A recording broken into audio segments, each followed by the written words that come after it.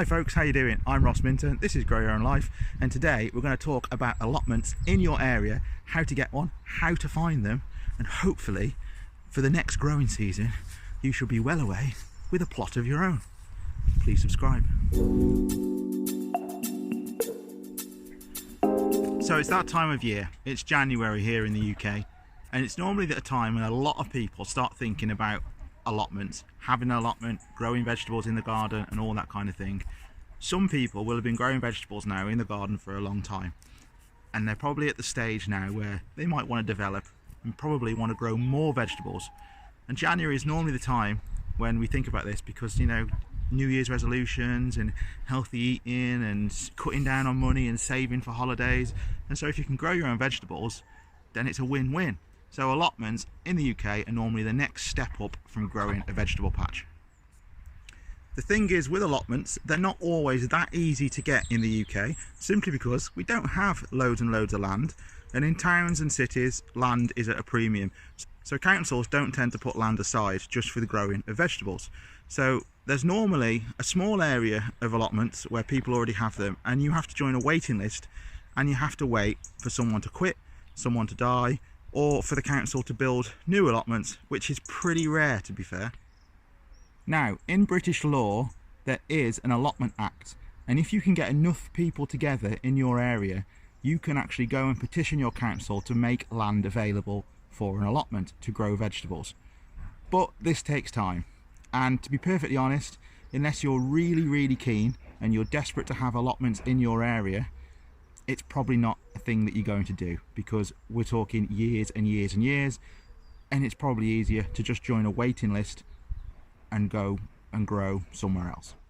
Most allotments in the UK are owned by councils or local authorities or parish councils, but there are some private allotments. Basically what you have to do is go and research, but don't just research on the internet, because a lot of allotments have been around for hundreds of years, and I don't mean to be ageist, but they're run by people who probably don't use the internet that much, and so they don't have websites and they don't have really accessible places where the online community can go and find out where their local allotment is.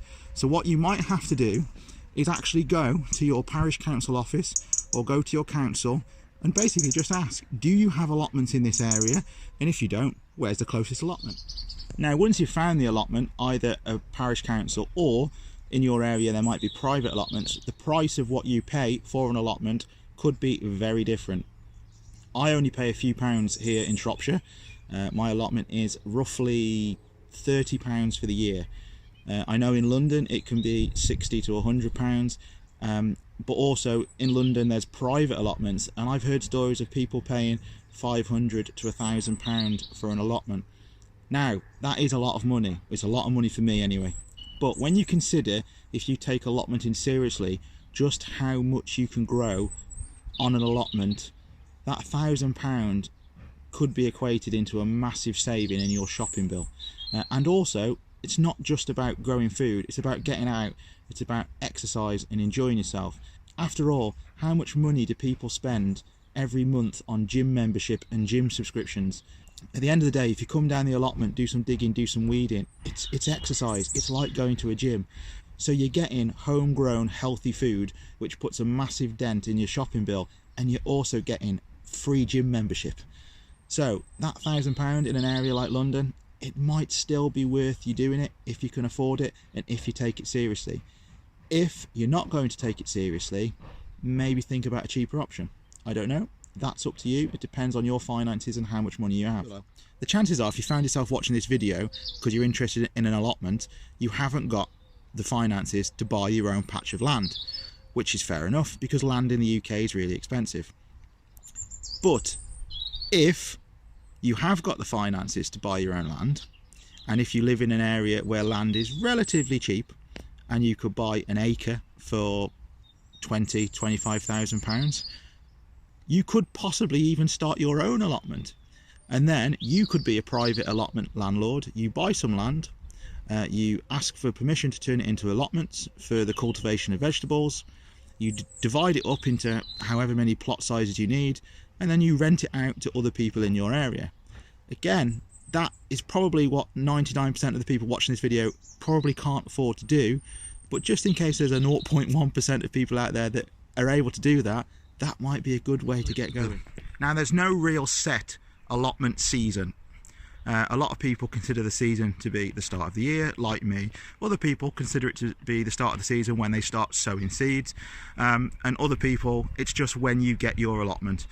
All the councils and all the private allotments up and down the country will have their own start date. For me, on my allotment, it's October.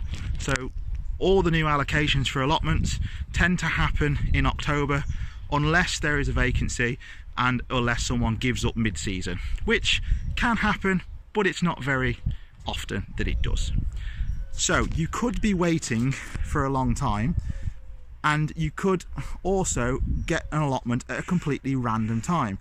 I know people that have had allotments given to them because of people dropping out in July and August, and you might think that's fantastic because it's the summer, which it is, because getting an allotment at any time is fantastic. But that means that you've got a winter fast approaching, so although you can plant a few things, you're going to miss a little bit of the season, but it gives you a whole half a season worth of prep work to get things done ready for the following year.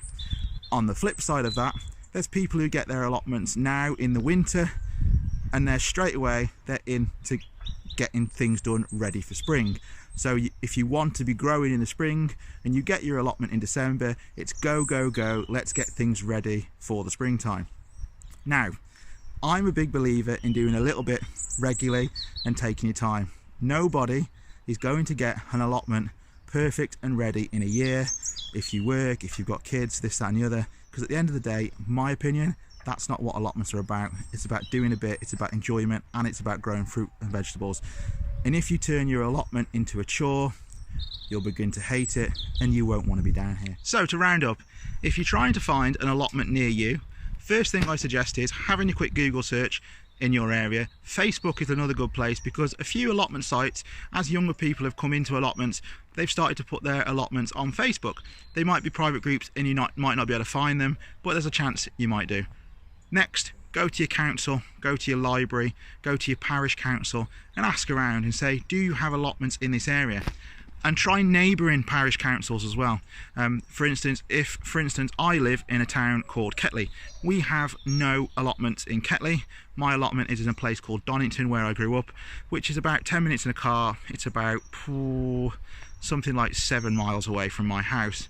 It's a different parish, but it's local enough. And then you could also look at private allotments. Have a Google search. The chances are that if there is a private allotment near you, it will be well advertised, because at the end of the day, the owner of the land wants to make a few quid, so he's going to want to advertise the fact that he's got plots available, or she, as the case may be. So I hope that helps, folks.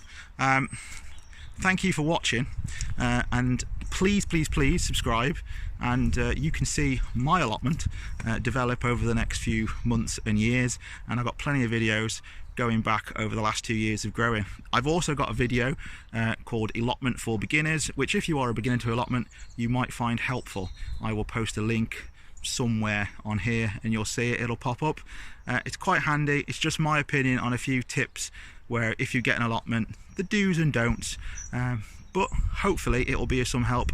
So happy growing, take care folks, speak soon. I've been Ross Minton, this is Grow Your Own Life. Have a wonderful growing season, my friends. Take care.